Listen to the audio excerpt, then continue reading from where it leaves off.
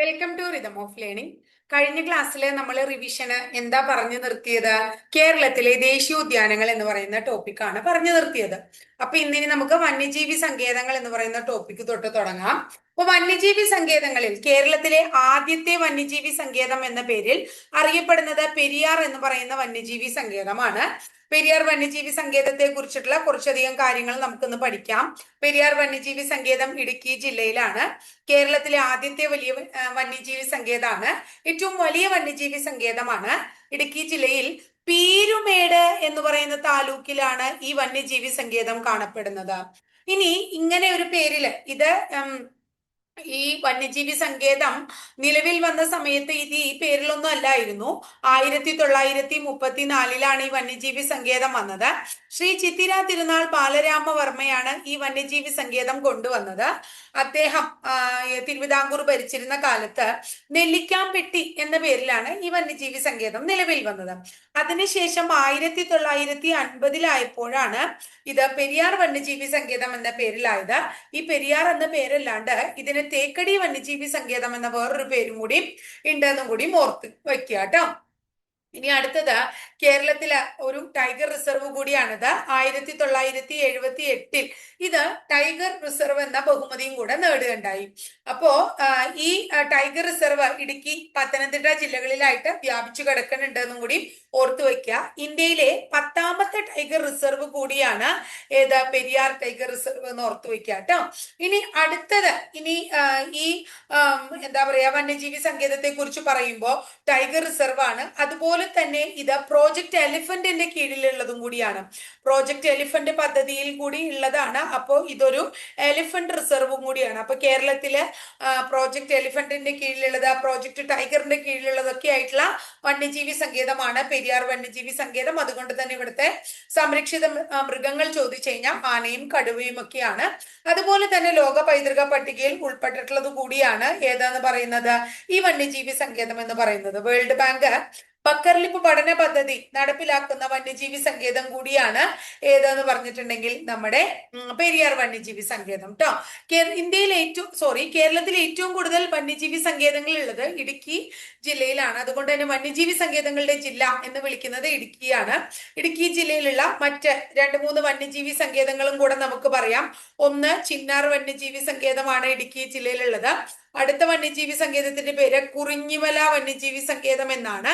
അടുത്ത വന്യജീവി സങ്കേതത്തിന്റെ പേര് ഇടുക്കി വന്യജീവി സങ്കേതം എന്ന് തന്നെയാണ്.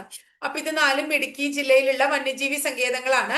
അതിൽ ചിന്നാറിലേക്ക് വരാം. ഒന്ന് നമുക്കറിയാം, ചിന്നാർ ഒരു മഴനിഴൽ പ്രദേശമാണ്, ഇടുക്കി ജില്ലയിലാണ്. 1984 ഇതൊരു വന്യജീവി സങ്കേതമായിട്ട് പ്രഖ്യാപിച്ചതാണ്. ഇനി ഇവിടെ കാണപ്പെടുന്നത് എന്തൊക്കെയാണെന്ന് ചോദിച്ചാൽ, ഒന്ന് നക്ഷത്ര ആമകളെ ധാരാളം കാണപ്പെടുന്ന പ്രദേശമാണ്. അതുപോലെ തന്നെ ചാമ്പൽ മലയണ്ണാൻ, എന്താണ് ചാമ്പൽ മലയണ്ണാനെ കാണപ്പെടുന്നു. അടുത്തത് എന്താ അറിയോ നിങ്ങൾക്ക്? മഗ്ഗർ മുതലകൾ, എന്താണ് മഗ്ഗർ എന്ന് പറയുന്ന മുതലകൾ കാണപ്പെടുന്നു. വെള്ള കാട്ടുപോത്തിനെ കാണപ്പെടുന്നു. ഇതൊക്കെ എവിടെയുണ്ട്? ചിന്നാർ വന്യജീവി സങ്കേതത്തിൽ ഉണ്ട് എന്ന് ഓർത്തു വെക്കണം. കുറിഞ്ഞിമല എന്ന് പറയുമ്പോൾ അതിന്റെ പ്രത്യേകത 2006 ഉദ്ഘാടനം ചെയ്തതാണ്.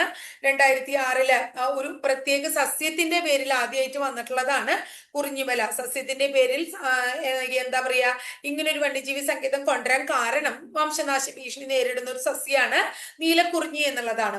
അപ്പൊ നീലക്കുറിഞ്ഞിയുടെ പ്രൊട്ടക്ഷന് വേണ്ടി കൊണ്ടുവന്നിട്ടുള്ളതാണ്. നീലക്കുറിഞ്ഞിയുടെ ശാസ്ത്രീയ നാമം പരീക്ഷയ്ക്ക് ചോദിച്ചിട്ടുണ്ട്, സ്ട്രോബിലാന്തസ് കുന്തിയാന എന്നാണ്. ഇനി ഈ നീലക്കുറിഞ്ഞിയുടെ പ്രത്യേകത എന്താ? 12 വർഷം കൂടുമ്പോൾ പൂക്കുന്നതാണ്. ഇപ്പൊ 2006 അത് പൂത്തു നിന്ന സമയത്താണ് ഇത് ഉദ്ഘാടനം ചെയ്തിരുന്നതെന്നും കൂടി ഓർക്കുക. അപ്പൊ എന്താ പറയാ 12 വർഷത്തിലൊരിക്കലാണ് നീലക്കുറിഞ്ഞി പൂക്കുന്നതെങ്കിൽ വർഷാവർഷം പൂക്കുന്ന കുറിഞ്ഞിങ്ങളെ നമ്മൾ എന്താ പറയാ കരിങ്കുറിഞ്ഞി എന്നാ പറയാ. കേരളത്തിൽ തന്നെ 18 ഇനം കുറിഞ്ഞികൾ കാണപ്പെടുന്നുണ്ട് എന്ന് പറയുന്നു. ഇനി ഈ നീലക്കുറിഞ്ഞിക്ക് ഒരു പേരും കൂടി ഉണ്ട്, പശ്ചിമഘട്ടത്തിലെ രാജ്ഞി. അപ്പൊ പശ്ചിമഘട്ടത്തിലെ രാജ്ഞി എന്ന പേരിൽ അറിയപ്പെടുന്നതും നീലക്കുറിഞ്ഞിയാണ് കേട്ടോ. ഇനി അടുത്തത് ഇടുക്കി വന്യജീവി സങ്കേതമാണ്. ഇടുക്കി വന്യജീവി സങ്കേതത്തിന്റെ ആസ്ഥാനം ചോദിച്ചിട്ടുണ്ട്. പൈനാവാണ്. 1976 ഇത് നിലവിൽ വന്നത്. തൊടുപുഴ, ഉടുമ്പൻചോല താലൂക്കുകളിലായിട്ട് വ്യാപിച്ചു കിടക്കുന്നതാണ്. അടുത്തത് തൃശ്ശൂർ ജില്ലയിലെ 2 വന്യജീവി സങ്കേതങ്ങൾ പഠിക്കണം നമ്മള്. ഒന്ന് പീച്ചി വന്യജീവി സങ്കേതമാണ്. അടുത്തത് ചിമ്മിനി എന്ന് പറയുന്ന വന്യജീവി സങ്കേതമാണ്. പീച്ചിക്ക് പീച്ചി വാഴാനി എന്നൊരു പേരും കൂടി ഉണ്ട്. പീച്ചി അല്ലെങ്കിൽ വാഴാനി വന്യജീവി സങ്കേതം എന്ന് പറയും. ചിമ്മിനി വന്യജീവി സങ്കേതം മുകുന്ദപുരം താലൂക്കിലാണ്. അത് ചോദിച്ചു കണ്ടിട്ടുണ്ട്. കുറുമാലി പുഴ ഉത്ഭവിക്കുന്നത് ഈ ചിമ്മിനി വന്യജീവി സങ്കേതത്തിൽ നിന്നാണ്. ഇനി തിരുവനന്തപുരം ജില്ലയിലുള്ളതാണ് ഒന്ന് നെയ്യാർ എന്ന് പറയുന്ന വന്യജീവി സങ്കേതം. നമ്മൾ പഠിക്കേണ്ടത് എന്താ? തിരുവനന്തപുരം ജില്ലയിൽ 1958 നെയ്യാർ വന്യജീവി സങ്കേതം നിലവിൽ വന്നത് എന്ന് ഓർത്തു വെക്കാം. ഇത് അഗസ്ത്യമല ബയോസ്ഫിയർ റിസർവിന്റെ ഭാഗമാണ് എന്ന് ഓർക്കുക. പരീക്ഷയ്ക്ക് ചോദിച്ചിട്ടുണ്ട്. അഗസ്ത്യമല തെക്കേറ്റത്തെ അല്ലെ, തെക്കേറ്റത്തെ വൈൽഡ് ലൈഫ് സാങ്ച്വറി കൂടിയാണിത്. ഇതിന് സ്റ്റീവ് ഇർവിൻ പാർക്ക് എന്ന് പറയുന്ന വേറൊരു പേരും കൂടി ഉണ്ട്. ഇത് നെയ്യാർ വന്യജീവി സങ്കേതത്തിന്. ഇതാണ് സ്റ്റീവ് ഇർവിൻ പാർക്ക് എന്നറിയപ്പെടുന്ന വന്യജീവി സങ്കേതം കൂടിയാണ് ഏതാ നെയ്യാർ വന്യജീവി സങ്കേതം. കേരളത്തിലെ ഏക ലയൺ സഫാരി പാർക്ക് സ്ഥിതി ചെയ്യുന്നത് നെയ്യാർ ഡാമിനോട് ചേർന്നുള്ള മരക്കുന്നം ദ്വീപിലാണ്. ആ ദ്വീപിന്റെ പേര് പരീക്ഷയ്ക്ക് ചോദിച്ചിട്ടുണ്ട്. മരക്കുന്നം എന്ന് പറയുന്ന ദ്വീപ്. ഇത് നെഹ്റു, ഹൈദരാബാദിലെ നെഹ്റു സുവോളജിക്കൽ പാർക്കിന്റെ മാതൃകയിലാണ് ഈ എന്താ പറയുന്നത് ലയൺ സഫാരി പാർക്ക് കേട്ടോ. ഇനി കേരളത്തിൽ ആദ്യത്തെ ക്രൊക്കോഡൈൽ റിസർച്ച് സെന്റർ സ്ഥാപിതമായത് നെയ്യാറിലാണ്. Agastya crocodile rehabilitation and research centre എന്നായിരുന്നു സെന്റർ എന്നാണ് അതിന്റെ ഇപ്പോഴത്തെ പേര്. ആദ്യം സ്റ്റീവ് ഇർവിന്റെ പേരിലായിരുന്നു ആ ക്രൊക്കോഡൈൽ റിസർച്ച് സെന്റർ അറിയപ്പെട്ടിരുന്നത്. ഇനി തിരുവനന്തപുരം ജില്ലയിൽ തന്നെ വേറൊരു വൈൽഡ് ലൈഫ് സാങ്ച്വറിയുടെ പേരാണ് പേപ്പാറ വന്യജീവി സങ്കേതം എന്ന് പറയുന്നത്. ഇതും അഗസ്ത്യമല ബയോസ്ഫിയർ റിസർവിന്റെ ഭാഗമാണ്. ലോക പൈതൃക പട്ടികയിൽ പെട്ടിട്ടുണ്ട്. അതൊന്ന് ഓർത്തു വയ്ക്കുക. തിരുവനന്തപുരം ജില്ലയിൽ നെടുമങ്ങാട് താലൂക്കിലാണ്. ഇനി എപ്പോഴും ചോദിക്കാറുള്ള ഒരെണ്ണാണ് ശെന്തരുണി. ചോദിക്കാറുള്ളത് ഒന്ന് മരത്തിന്റെ പേരിലുള്ള വന്യജീവി സങ്കേതം ഏത് എന്നാണ്. ഇത് ശെന്തരുണി എന്ന് പറയുന്നത് ഒരു മരത്തിന്റെ പേരാണ്. ആ മരത്തിന്റെ ശാസ്ത്രീയ നാമം ഗ്ലൂട്ട ട്രാവൻകൂറിക്ക എന്നാണ്.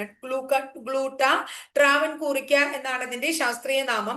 ഇത് പരീക്ഷയ്ക്ക് ചോദിച്ചിട്ടുള്ള വേറൊരു ചോദ്യം എന്താ അറിയാ? കുളത്തൂപ്പുഴ ഏത് റിസർവ് ഫോറസ്റ്റിന്റെ ഭാഗമാണ് എന്ന് ശെന്തരുണി. കുളത്തൂപ്പുഴ റിസർവ് ഫോറസ്റ്റിന്റെ ഭാഗമാണ് എന്നും ഓർത്തു വെക്കണം. ഇത്രയാണ് ശെന്തരുണി വന്യജീവി സങ്കേതവുമായി ബന്ധപ്പെട്ട് പഠിക്കാനുള്ളത്. അടുത്ത വന്യജീവി സങ്കേതത്തിന്റെ പേര് വയനാട് വന്യജീവി സങ്കേതം എന്ന് വിളിക്കാം, അല്ലെങ്കിൽ അതിനെ എന്ത് വിളിക്കാം? മുത്തങ്ങ വന്യജീവി സങ്കേതം എന്ന് വിളിക്കാം. ഒക്കെ വിളിച്ചു കഴിഞ്ഞാൽ ഒന്ന് തന്നെയാണ്. വയനാട് അഥവാ മുത്തങ്ങ വന്യജീവി സങ്കേതത്തിന്റെ ആസ്ഥാനം എവിടെയാണ്? വയനാട് ജില്ലയിൽ സുൽത്താൻ ബത്തേരി എന്ന് പറയുന്ന സ്ഥലത്താണ് അതിന്റെ ആസ്ഥാനം. മാനന്തവാടി, സുൽത്താൻ ബത്തേരി താലൂക്കുകളിലായിട്ട് വ്യാപിച്ചു കിടക്കുകയാണ്. കേരളത്തിലെ സെക്കൻഡ് ലാർജസ്റ്റ് ആണ്, രണ്ടാമത്തെ വലുതാണ് ഏതാ? മുത്തങ്ങ വന്യജീവി സങ്കേതം എന്ന് പറയുന്നത്. ഇവിടുത്തെ സംരക്ഷിത മൃഗം ആനയാണ്. കാരണം ഇതും ആനയാണ്. ഇതും പ്രോജക്റ്റ് എലിഫന്റിന്റെ കീഴിലുള്ളതാണ്. ഏതാ? വയനാട് വന്യജീവി സങ്കേതം കേട്ടോ. ഇനി മുത്തങ്ങ വന്യജീവി സങ്കേതം, വയനാട് വന്യജീവി സങ്കേതം, അതുപോലെ തന്നെ തൊൽപ്പെട്ടി വന്യജീവി സങ്കേതം. എന്താണ് തൊൽപ്പെട്ടി വന്യജീവി സങ്കേതം? ബേഗൂർ വന്യജീവി സങ്കേതം എന്നൊക്കെ ഇതിനെ വിളിക്കുന്നുണ്ട്. ഇനി തമിഴ്നാടും കർണാടകവുമായി അതിർത്തി പങ്കിടുന്നുണ്ട്. നീലഗിരി ബയോസ്ഫിയർ റിസർവിന്റെ ഭാഗമാണ്. നീലഗിരി ബയോസ്ഫിയർ റിസർവിന്റെ ഭാഗമാണ് കേട്ടോ. അപ്പോ തമിഴ്നാട്ടിലെ മുതുമലൈ, കർണാടകത്തിലെ ബന്ദിപ്പൂർ, നാഗർഹോള എന്നീ വൈൽഡ് ലൈഫ് സാങ്ച്വറികളൊക്കെ ആയിട്ട് അതിർത്തി പങ്കിടുന്നതാണ് വയനാട് അഥവാ മുത്തങ്ങ വന്യജീവി സങ്കേതം. അടുത്തൊരു വന്യജീവി സങ്കേതത്തിന്റെ പേരാണ് ആറളം വന്യജീവി സങ്കേതം. ആറളം വന്യജീവി സങ്കേതം എവിടെയാണെന്ന് ചോദിച്ചാൽ കണ്ണൂരാണ്. വടക്കേ അറ്റത്തെ വന്യജീവി സങ്കേതമാണ് ആറളം കേട്ടോ. കേരളത്തിൽ പൂമ്പാറ്റകളുടെ ദേശാടനം ആദ്യമായി നിരീക്ഷിക്കപ്പെട്ടത് ഈ വന്യജീവി സങ്കേതത്തിലാണെന്ന് ഓർക്കുക. സൈലന്റ് വാലി ഓഫ് കണ്ണൂർ എന്ന് വിളിക്കുന്നത് ആറളം വന്യജീവി സങ്കേതത്തിനെയാണ്. വളരെ ഇമ്പോർട്ടന്റ് ആണ്. ചീങ്കണ്ണിപ്പുഴ ഒഴുകുന്നത് ഏത് വന്യജീവി സങ്കേതത്തിലൂടെയാണ് എന്ന് ചോദിച്ചാൽ നമ്മുടെ നമ്മുടെ കണ്ണൂരിലെ ആറളത്തിക്കൂടെയാണ്. ഇവിടെ എന്താ പറയാ കുറച്ച് പ്രത്യേക എന്താ പറയാ പൂമ്പാറ്റകളെ കാണപ്പെടുന്നുണ്ട്. അതിന്റെ പേരുകൾ ഒന്ന് പഠിച്ചു വെച്ചോളൂ. സഹ്യാദ്രി തവിടൻ. എന്താണ് ഇവിടെ കാണപ്പെടുന്ന പൂമ്പാറ്റകളുടെ പേരുകളാണ് നമ്മൾ പറയണേ. ഒന്ന് എന്താണ്? സഹ്യാദ്രി തവിടൻ എന്നുള്ളതാണ്. സഹ്യാദ്രി തവിടൻ എന്ന് പറയുന്നത് ഒരെണ്ണം. അതുപോലെ തന്നെ നാൽവരയൻ. എന്താണ്? നാൽവരയൻ നീലി കേട്ടോ. നാൽവരയൻ നീലി ഇതൊക്കെ ഇവിടെയാ കാണപ്പെടുന്നത് കേട്ടോ മക്കളെ. ഇവിടെ ആറളം വന്യജീവി സങ്കേതത്തിലാണ്. അടുത്ത നമ്മൾ പഠിക്കേണ്ടത് അടുത്ത വന്യജീവി സങ്കേതത്തിന്റെ പേര് മലബാർ വന്യജീവി സങ്കേതം എന്നാണ്. മലബാർ വന്യജീവി സങ്കേതമല്ല, കക്കയം വന്യജീവി സങ്കേതം എന്ന് പറഞ്ഞാലും ഒന്ന് തന്നെയാണ്. മലബാർ അഥവാ കക്കയം വന്യജീവി സങ്കേതം എന്ന് പറഞ്ഞാൽ രണ്ടും ഒന്ന് തന്നെയാന്ന് മനസ്സിലാക്കുക. എവിടെയാണ് അത് സ്ഥിതി ചെയ്യുന്നത്? കോഴിക്കോട് ജില്ലയിലാണ് എന്ന് മനസ്സിലാക്കണം. മലബാർ അല്ലെങ്കിൽ കക്കയം സ്ഥിതി ചെയ്യുന്നത് കോഴിക്കോട് ജില്ലയിലാണ്. ഇനി അടുത്തത് ഇവിടെ കാണപ്പെടുന്നത് റീഡ് തവളകളാണ്. ഇപ്പൊ റീഡ് തവളകൾ ധാരാളം കാണപ്പെടുന്നത് എവിടെയാണ്? മലബാർ അല്ലെങ്കിൽ കക്കയം വന്യജീവി സങ്കേതത്തിലാണ്. മലബാറിന്റെ ഊട്ടി എന്നൊക്കെ വിളിക്കുന്നത് കക്കയത്തെയാണ്. ഇനി അടുത്തത് വളരെ ഇമ്പോർട്ടന്റ് ആയിട്ടുള്ളതാണ് കൊട്ടിയൂർ വന്യജീവി സങ്കേതം. കൊട്ടിയൂറും എവിടെ തന്നെയാണ്? കണ്ണൂർ ജില്ലയിലാണ് കൊട്ടിയൂർ വന്യജീവി സങ്കേതവും. ദക്ഷിണ വാരണാസി എന്ന് വിളിക്കുന്നതാണ് കൊട്ടിയൂർ എന്ന് കേട്ടിട്ടുണ്ട് അല്ലെ. അടുത്തത് പറമ്പിക്കുളം വന്യജീവി സങ്കേതമാണ്. പറമ്പിക്കുളം വന്യജീവി സങ്കേതത്തെ കുറിച്ച് കുറച്ച് ഡീറ്റെയിൽഡ് ആയിട്ട് പഠിച്ചോളൂ. 1973 പാലക്കാട് ജില്ലയിൽ മുതലമട ഗ്രാമപഞ്ചായത്തിലാണ് പറമ്പിക്കുളം നിലവിൽ വന്നത്. ഇതിന്റെ ആസ്ഥാനം തൂണക്കടവാണ്. ചോദിച്ചിട്ടുള്ളതാണ്, തൂണക്കടവാണ് ആസ്ഥാനം. കേരളത്തിൽ കൂടി പ്രവേശനം സാധിക്കാത്ത കേരളത്തിലെ ഏക വന്യജീവി സങ്കേതം എന്ന് പറയുന്നത് പറമ്പിക്കുളമാണ്. തമിഴ്നാട്ടിലെ ഇന്ദിരാഗാന്ധി വന്യജീവി സങ്കേതത്തിലൂടെയാണ് പറമ്പിക്കുളം വന്യജീവി സങ്കേതത്തിലേക്ക് പ്രവേശിക്കുക എന്ന് മനസ്സിലാക്കാം. തമിഴ്നാട്ടിലെ പൊള്ളാച്ചി എന്ന് പറയുന്ന സ്ഥലത്തു കൂടിയാണ് ഇവിടെ പ്രവേശനം. ഇവിടെ ധാരാളം കാട്ടുപോത്തുകളെ കാണപ്പെടുന്നു. കാട്ടുപോത്തിനെ കാണപ്പെടുന്നുണ്ട്. അതുപോലെ തന്നെ കടുവകളെ കാണപ്പെടുന്നുണ്ട്. കേരളത്തിലെ രണ്ടാമത്തെ ടൈഗർ റിസർവ് ആണ് പറമ്പിക്കുളം. ടൈഗർ റിസർവ് ഇന്ത്യയിലെ 38ാമത്തെ ടൈഗർ റിസർവ് ആണ്. ടൈഗർ റിസർവ് ആയിട്ട് 2010 പ്രഖ്യാപിക്കപ്പെട്ടിട്ടുള്ളത് എന്നും കൂടി ഓർത്തു വെക്കണം. അടുത്തത് കേരളത്തിലെ ഒരു വന്യജീവി സങ്കേതം അല്ലെങ്കിൽ ഒരു പക്ഷി സങ്കേതമാണ് ചൂലന്നൂർ എന്ന് പറയുന്നത്. പാലക്കാട് ജില്ലയിലാണ്. പാലക്കാട് ജില്ലയിലെ ആലത്തൂര്, തൃശ്ശൂർ ജില്ലയിൽ തലപ്പള്ളി എന്ന് പറയുന്ന 2 താലൂക്കുകളിലായിട്ട് വ്യാപിച്ചു കിടക്കുന്നുണ്ട്. അത് പരീക്ഷ ചോദിച്ച ചോദ്യമാണ്. ഇനി ഇതിനെ കെ നീലകണ്ഠൻ, ആരാണ്? കെ നീലകണ്ഠൻ സ്മാരക മയിൽ കേന്ദ്രം എന്നും വിളിക്കുന്നുണ്ട്. കേരളത്തിലെ പക്ഷി നിരീക്ഷകനാണ് ആര്? നമ്മുടെ കെ നീലകണ്ഠൻ എന്ന് പറയുന്ന വ്യക്തി. കേരളത്തിലെ വളരെ പ്രശസ്തനായിട്ടുള്ള പക്ഷി നിരീക്ഷകനാണ്. ഇന്ദുചൂടൻ എന്ന പേരിലും ഇദ്ദേഹം അറിയപ്പെടുന്നുണ്ട്. ഇനി കേരളത്തിലെ എന്താ പറയാ, അദ്ദേഹത്തിന്റെ വളരെ പ്രശസ്തമായിട്ടുള്ള പുസ്തകമാണ് എന്ത് പറയുന്നത്? ബേർഡ്സ് ഓഫ് കേരള എന്ന് പറയുന്നത്. ബേർഡ്സ് ഓഫ് കേരള ഇന്ദുചൂടന്റെ പുസ്തകമാണ് കേട്ടോ. ഇനി അടുത്തത് ഈ കുഞ്ചൻ നമ്പ്യാർ സ്മൃതി വനം എന്ന പേരിലും അറിയപ്പെടുന്നുണ്ട് ഈ ചൂളന്നൂർ പക്ഷി സങ്കേതം എന്ന് നിങ്ങളൊന്ന് ഓർത്തു വെച്ചോളൂ. ഇനി അടുത്തത് വേറൊരു പക്ഷി സങ്കേതമാണ് കേരളത്തിലെ തട്ടേക്കാട് പക്ഷി സങ്കേതം എന്ന് പറയുന്നത്. തട്ടേക്കാട് പക്ഷി സങ്കേതം എവിടെയാ സ്ഥിതി ചെയ്യുന്നത്? എറണാകുളം ജില്ലയിലാണ്. കോതമംഗലം എന്ന് പറയുന്ന താലൂക്കിലാണ്. കേരളത്തിലെ ആദ്യത്തെ ബേർഡ് സാങ്ച്വറി ആണത്. കേരളത്തിലെ വലിയ ബേർഡ് സാങ്ച്വറിയാണ് ഏത്? തട്ടേക്കാട്. പക്ഷി നിരീക്ഷകനായ ഡോക്ടർ സലിം അലിയുടെ പേരിൽ അറിയപ്പെടുന്ന പക്ഷി സംരക്ഷണ കേന്ദ്രമാണ് തട്ടേക്കാട് എന്ന് പറയുന്നത് അല്ലെ. ബേർഡ് മാൻ ഓഫ് ഇന്ത്യ എന്നറിയപ്പെടുന്നത് ഏതാണ്? ഈ സലിം അലിയാണ്. ദ ഫാൾ ഓഫ് സ്പാരോ എന്താണ്? അദ്ദേഹത്തിന്റെ ആത്മകഥയാണ് the fall of a sparrow, ഒരു കുരുവിയുടെ പതനം എന്ന് പറയുന്നത് സലിം അലിയുടെ ആത്മകഥയാണ്.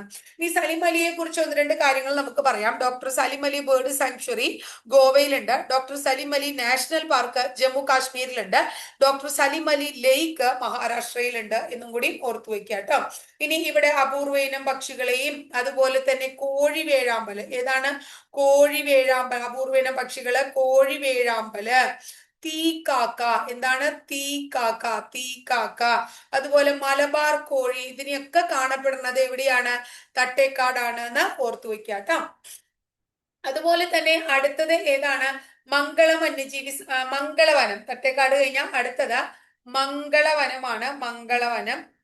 മംഗളവനം കേരളത്തിലെ ഏറ്റവും ചെറുതാണിത്. കേരളത്തിലെ ഏറ്റവും ചെറിയ വൈൽഡ് ലൈഫ് സാങ്ച്വറി എന്ന് ചോദിച്ചു കഴിഞ്ഞാലും അതുപോലെ തന്നെ ബേർഡ് സാങ്ച്വറി എന്നൊക്കെ ചോദിച്ചു കഴിഞ്ഞാൽ മംഗളവനമാണ് നമ്മൾ പറയാ. കേരളത്തിന്റെ ശ്വാസകോശം, കൊച്ചിയുടെ ശ്വാസകോശം എന്നൊക്കെ പറയുന്നത് മംഗളവനത്തെയാണ്. കേരള ഹൈക്കോടതിയുടെ സമീപത്തായിട്ടാണ് ഇവിടെ ഇത് കാണപ്പെടുന്നത്. കണ്ടൽ വനങ്ങൾ ധാരാളം ഉണ്ട്. കണ്ടൽ വനങ്ങൾ ധാരാളം കാണപ്പെടുന്നു എന്നും കൂടി ഓർത്തു വെക്കണം കേട്ടോ. ഇനി ഇവിടെ കാണപ്പെടുന്നത് ഏതൊക്കെയാണെന്ന് പറഞ്ഞിട്ടുണ്ടെങ്കിൽ കടവാവലുകള്, അതുപോലെ തന്നെ ചിലന്തികള് ഒക്കെ ധാരാളം കാണപ്പെടുന്നുണ്ട്. എവിടെ? മംഗളവനത്ത് കേട്ടോ. ഇനി അടുത്തത് നിങ്ങൾ പഠിക്കേണ്ടത്, കേരളത്തിൽ 18 വന്യജീവി സങ്കേതേ ഉള്ളൂ. അതിലെ 18ാമത്തെ വന്യജീവി സങ്കേതം എന്ന് പറയുന്നത് കരിമ്പുഴ വന്യജീവി സങ്കേതമാണ്. കരിമ്പുഴ വന്യജീവി സങ്കേതം മലപ്പുറം ജില്ലയിലാണ് കേട്ടോ. 2019 സർക്കാർ വന്യജീവി സങ്കേതമാക്കാനായിട്ടുള്ള അനുമതി കൊടുത്തു എങ്കിലും 2020 ജൂലൈ 3-നാണ് ഈ വന്യജീവി സങ്കേതം വന്യജീവി സങ്കേതമായിട്ട് മാറിയത്. അതിന്റെ ഇനോഗ്രേഷൻ നടന്നത്. ഇനി ഇതിന് തമിഴ്നാട്ടില് മുകുർത്തി എന്ന് പറയുന്ന ഒരു വന്യജീവി സങ്കേതം, നാഷണൽ പാർക്ക്, മുകുർത്തി നാഷണൽ പാർക്കാണ്. അതുപോലെ തന്നെ കേരളത്തിലെ സൈലന്റ് വാലി ട്ടോ, കേരളത്തിലെ സൈലന്റ് വാലി. അപ്പോ ഇത് തെക്ക് ഭാഗത്ത് മുകുർത്തിയും വടക്ക് കിഴക്ക് ഭാഗത്ത് സൈലന്റ് വാലി നാഷണൽ പാർക്കുമായിട്ടും അതിർത്തി പങ്കിടുന്നുണ്ട് നമ്മുടെ കരിമ്പുഴ ട്ടോ. വംശനാശ ഭീഷണി നേരിടുന്ന പന്നിമൂക്കൻ തവള ഏതാണ്? പന്നിമൂക്കൻ തവള. അതുപോലെ തന്നെ ചെറിയ രീതിയിൽ വരയാടുകള് ഒക്കെ ഇവിടെ കാണപ്പെടുന്നുണ്ട് നമ്മുടെ ഈ കരിമ്പുഴ വന്യജീവി സങ്കേതത്തിൽ കാണപ്പെടുന്നുണ്ട് എന്ന് മനസ്സിലാക്കാം. അപ്പൊ ഇത്രയാണ് നമ്മൾ എന്തുമായിട്ട് റിലേറ്റഡ് ആയിട്ട് പഠിക്കണേ? കേരളത്തിലെ വന്യജീവി സങ്കേതങ്ങളുമായിട്ട് ബന്ധപ്പെട്ട് പഠിക്കണേ. ഇനി കേരളത്തിലെ വന്യജീവി സങ്കേതങ്ങളും നാഷണൽ പാർക്കുകളും പഠിക്കുമ്പോൾ വനം എന്ന് പറയുന്ന ടോപ്പിക്കും കൂടി ഒന്ന് കവർ ചെയ്ത് നമുക്ക് പോവാം. ഒരു പ്രാവശ്യം പരീക്ഷയ്ക്ക് നമ്മൾ കണ്ടിട്ടുള്ള ചോദ്യമാണ്, ഒരു രാജ്യത്തിന്റെ മൊത്തം ഭൂവിസ്തൃതിയുടെ എത്ര ശതമാനമെങ്കിലും വനം വേണം എന്നാണ് കണക്കെന്ന്. ദേശീയ വന നിയമപ്രകാരം 33% രാജ്യത്തിന്റെ വനവിസ്തൃതിയുടെ വനം വേണമെന്നാണ്. ഇപ്പോ കേരളത്തിൽ ഇപ്പോ പറയുകയാണെങ്കിൽ ഏകദേശം 29ഓളം, ആദ്യക്ക് 26 പോയിന്റ് ഒക്കെ പറയാറ്, ഏകദേശം 29% വനം ഉണ്ടെന്ന് ഇപ്പൊ പറയുന്നു. അങ്ങനെ നിലവിലെ കണക്കുകൾ അങ്ങനെയാണ് പറയണത് കേട്ടോ. ഇനി കേരളത്തിൽ ഏറ്റവും കൂടുതൽ കാണപ്പെടുന്നത് എന്താണ് എന്ന് ചോദിച്ചു കഴിഞ്ഞാൽ നമ്മൾ പറയും മൺസൂൺ കാടുകളാണ്. കേരളത്തിൽ ഏറ്റവും കൂടുതൽ കാണപ്പെടുന്ന മൺസൂൺ കാടുകള്, അല്ലെങ്കിൽ എന്താ പറയാ, നമ്മള് കേരളത്തിലെ ഉപോഷ്ണ ആർദ്ര ഇല പൊഴിയും കാടുകളാണ് കാണപ്പെടുന്നത്. മൺസൂൺ കാടുകൾ അല്ലെങ്കിൽ ഉപോഷ്ണ ആർദ്ര ഇല പൊഴിയും കാടുകളാണ് കാണപ്പെടുന്നതെന്ന് പറയും. കേരളത്തിലെ നിത്യഹരിത വനങ്ങൾ നമുക്ക് എല്ലാവർക്കും അറിയാം. നിത്യഹരിത വനങ്ങൾ കേട്ടിട്ടുണ്ട്. ഏറ്റവും നല്ല നിത്യഹരിത വനത്തിന് ഉദാഹരണമാണ് സൈലന്റ് വാലി. അത് കാണപ്പെടുന്നത് എവിടെയാണെന്ന് ചോദിച്ചു കഴിഞ്ഞാൽ പശ്ചിമഘട്ട മലനിരകളിലാണ് നിത്യഹരിത വനങ്ങൾ കാണപ്പെടുന്നത് എന്ന് നമ്മൾ മനസ്സിലാക്കാം. കേരളത്തിൽ 1961 ഒരു വന നിയമം വന്നത്. കേരളത്തിലെ മൊത്തം നമ്മുടെ വനവിസ്തൃതി കണക്കിലെടുത്തിട്ട് മൊത്തം വന ഡിവിഷനുകളുടെ എണ്ണം 36 ആയിട്ടാ പറയണേ കേട്ടോ. മൊത്തം വന ഡിവിഷനുകൾ 36. കേരളത്തിൽ ഏറ്റവും കൂടുതൽ വനം ഉള്ളത് ഇടുക്കി ജില്ലയിലാണെന്ന് പറയുന്നു. ഏറ്റവും വനം കുറവുള്ളത് ആലപ്പുഴ ജില്ലയിലാണെന്നാണ് നമ്മൾ പഠിക്കുക. എന്നാൽ റിസർവ് വനം കൂടുതലുള്ളത് എവിടെയാണെന്ന് ചോദിച്ചു കഴിഞ്ഞാൽ നമ്മൾ പറയണം പത്തനംതിട്ടയാണ് റിസർവ് വനം കൂടുതലുള്ളത് എന്ന് പറയും. കുറവുള്ളത് ചോദിച്ചു കഴിഞ്ഞാൽ നമ്മൾ എവിടെ തന്നെയാ പറയാ? ആലപ്പുഴ തന്നെയാണ് നമ്മൾ പറയേണ്ടത് കേട്ടോ. ഇനി അടുത്തത് ആലപ്പുഴ ജില്ലയിലെ വളരെ പ്രശസ്തമായിട്ടുള്ള റിസർവ് വനത്തിന്റെ പേരാണ് വിയാപുരം എന്ന് പറയുന്നത്. ഏതാണ് വിയാപുരം എന്ന് പറയുന്നത്? കേരളത്തിൽ ഏറ്റവും കൂടുതൽ കണ്ടൽ കാടുകളാണ് ചോദിക്കുന്നതെങ്കിൽ കണ്ടൽ കാടുകൾ കേരളത്തിൽ കൂടുതലുള്ളത് കണ്ണൂർ ജില്ലയിലാണെന്ന് പറയണം. കേരളത്തിൽ ആദ്യമായിട്ട് ഒരു കണ്ടൽ മ്യൂസിയം വന്നത് കൊയിലാണ്ടിയിലാണ്. കൊയിലാണ്ടി എവിടെയാണ്? കോഴിക്കോട് ജില്ലയിലാണ്. കേരളത്തിൽ ആദ്യത്തെ കണ്ടൽ ഗവേഷണ കേന്ദ്രം എവിടെയാണെന്ന് ചോദിച്ചു കഴിഞ്ഞാൽ നമ്മൾ പറയും ആയിരം തെങ്ങാണ്. ആയിരം തെങ്ങ് എവിടെയാണ്? കൊല്ലം ജില്ലയിലാണ്. അടുത്ത എപ്പോഴും പരീക്ഷയ്ക്ക് ചോദിക്കാറുണ്ട് കേരള ഫോറസ്റ്റ് റിസർച്ച് ഇൻസ്റ്റിറ്റ്യൂട്ട് എവിടെയാണ്? കേരള ഫോറസ്റ്റ് റിസർച്ച് ഇൻസ്റ്റിറ്റ്യൂട്ടിന്റെ ആസ്ഥാനം പീച്ചിയാണ്. അതുപോലെ തന്നെ കേരള ഫോറസ്റ്റ് ഡെവലപ്മെന്റ് കോർപ്പറേഷൻ എവിടെയാണ്? അതിന്റെ ആസ്ഥാനം കോട്ടയം ജില്ലയിലെ കാരാപ്പുഴ എന്ന് പറയുന്ന സ്ഥലത്താണ്. കോട്ടയം ജില്ലയിലെ കാരാപ്പുഴയാണ് കേരള ഫോറസ്റ്റ് ഡെവലപ്മെന്റ് കോർപ്പറേഷന്റെ ആസ്ഥാനം. കേരള ഫോറസ്റ്റ്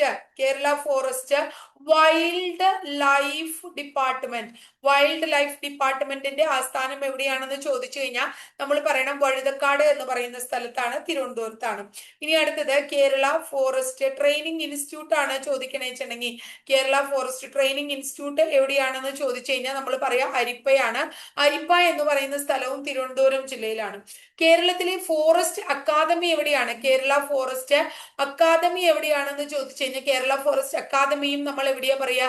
അരിപ്പ തന്നെയാണ്. അരിപ്പ തിരുവനന്തപുരം ജില്ലയിലാണെന്ന് പറയണം കേട്ടോ.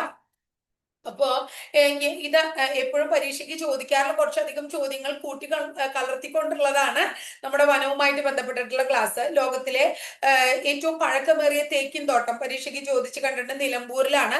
നിലമ്പൂരിലെ കനോലി പ്ലോട്ട് എന്നാണ് അതിനെ നമ്മൾ വിളിക്കുക, കേട്ടിട്ടുണ്ടാവും അല്ലെ. നിലമ്പൂർ തേക്കിൻ തോട്ടം ആരംഭിച്ചത് ആരാണ്? കനോലി എന്ന് പറയുന്ന വ്യക്തിയാണ്. ഇന്ത്യയിൽ ആദ്യമായിട്ടൊരു തേക്ക് മ്യൂസിയം നിലവിൽ വന്നതും ഇവിടെ തന്നെയാണ്, കനോലിയിലാണ്.